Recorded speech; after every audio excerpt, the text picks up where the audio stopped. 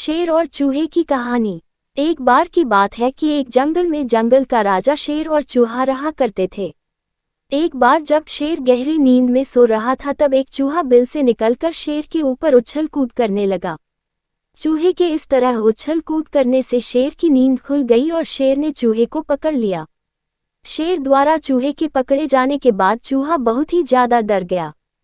चूहे को डरा देखकर शेर ने कहा कि तुमने मेरी नींद खराब की है, अब मैं तुम्हें खाकर अपनी भूख मिटाऊंगा।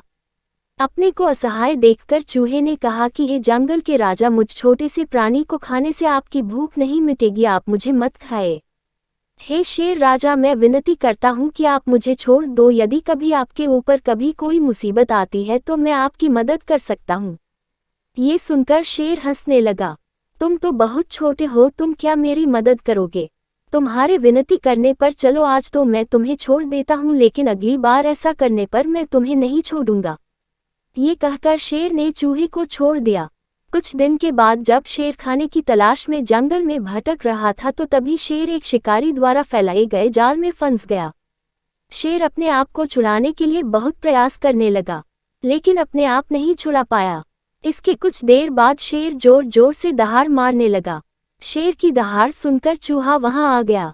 जैसे ही चूहे ने शेर को जाल में फंसा हुआ देखा, चूहा तुरंत ही शेर के पास पहुंच गया। जब चूहे ने शेर को जाल में फंसा देखा तो चूहे ने फटाफट अपने तेज दांतों से जाल को काटना शुरू कर दिया।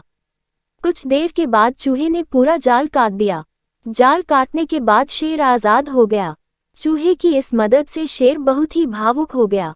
शेर ने चूहे को धन्यवाद दिया और दोनों उस दिन के बाद से अच्छे दोस्त बन गए। कहानी की सीख। इस कहानी से हमें ये सीख मिलती, सिर्फ शरीर के आधार पर किसी को छोटा या बड़ा नहीं समझना चाहिए। हमारे चैनल को सब्सक्राइब जरूर करना क्योंकि आपके बहुत काम आएगा।